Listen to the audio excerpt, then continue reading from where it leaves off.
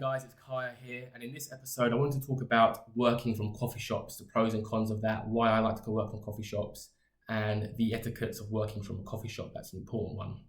The reason I wanted to talk about this quite early on in my YouTube career is because, first and foremost, working freelance, people being self-employed, entrepreneurs, it's a massive trend now. More and more people are going down that route. So working from coffee shops or working from wherever you want is a big trend that's happening on a very real scale, and it's only that trend is only going to develop.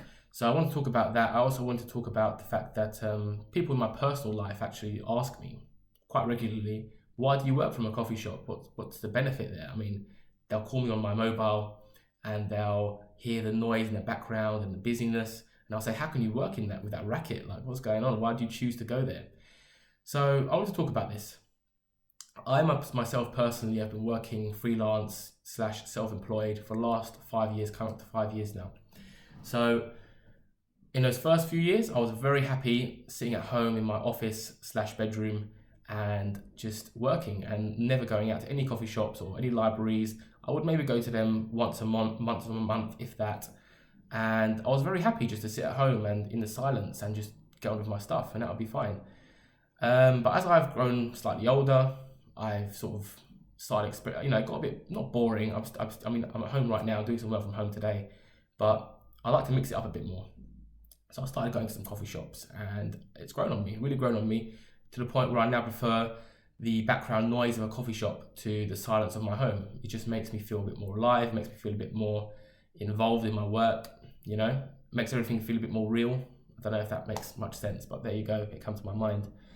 And on top of that, there's actually a website, I forget the name, I'll put it down in the description below, but it's a website dedicated to just giving you coffee shop sounds, background coffee shop, people talking and baristas putting cups away and things like that, just in the background, so you can sort of focus. Apparently it helps people focus.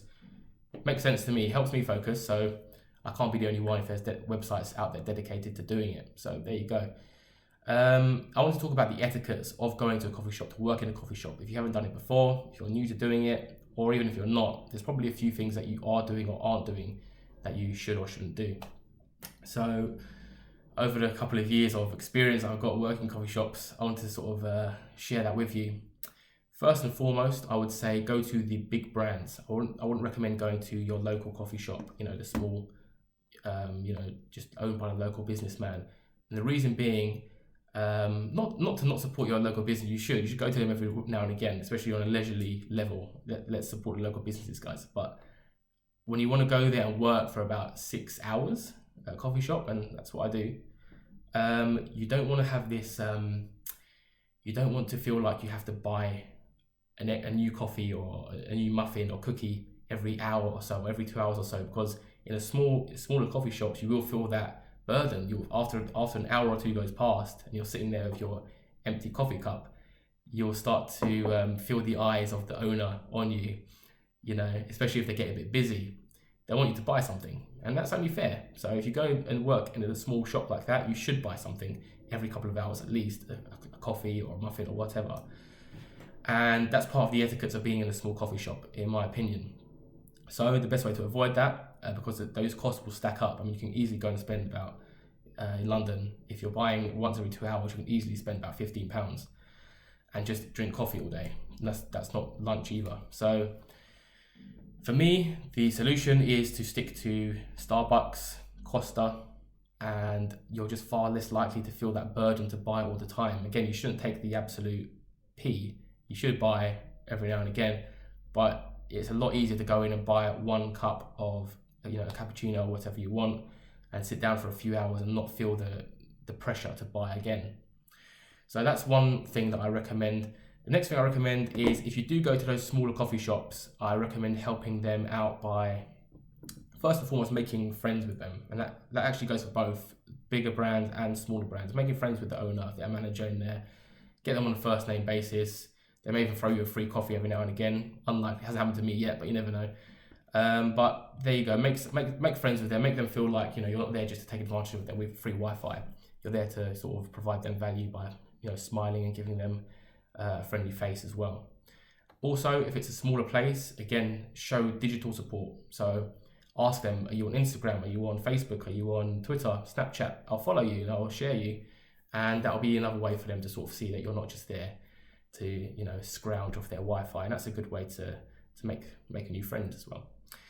Come fully charged, and that goes again for either big places like Starbucks or a small local coffee shop, because sometimes you can't find the plug. Sometimes it's just, you know, it's too packed in here, or it's not working. And if you can't, it's happened to me a couple of times. I've turned up to a coffee shop, my laptop's on low battery, my phone's on low battery, and there's nowhere to plug it in, and the day was essentially wasted because of that. So make sure you take your charging wires, but also come fully charged, otherwise it's risky.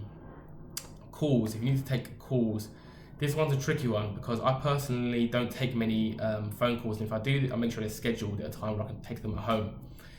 The reason for that is I know how annoying it can be when I'm trying to do my work, which is, you know, relatively quiet, and there's somebody next to me, and this has happened to me in the last couple of weeks quite regularly. There's a recruiter working in a Starbucks that I work at recently, and she's on the phone constantly, and it really starting to annoy me.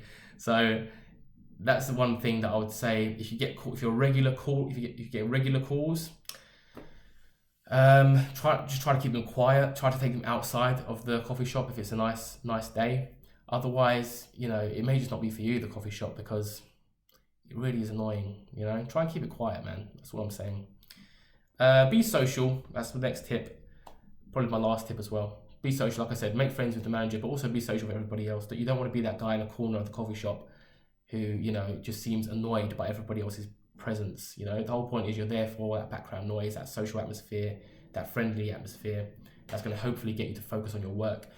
So, you know, when somebody needs you to open the door for them, open the door for them. When somebody drops, you know, their phone, pick it up for them. Say thank you, goodbye, hello, sorry, whatever needs to be said. Don't just be that creepy guy or girl in the corner saying nothing and, you know, sitting there with one cold coffee for 7 hours on end. It's not going to go down well with anybody, even if it is Starbucks or Costa. The manager would eventually sort of, you know, they can't tell you to leave, but it can make your life, you know, pretty difficult. They want to, if you make life difficult for them. So those are my coffee shop etiquettes, the main ones to live by anyway. Let me know what you try to do and try not to do when you're working at a coffee shop. Do you like working at coffee shops? Do you prefer libraries? Do you prefer airports? I know some people prefer airports. Let me know. Let me know in the comments below. Make sure you're subscribing, hit the subscribe button, and check me out on Instagram and Twitter too. All the links are below in the description. Thanks for watching, guys.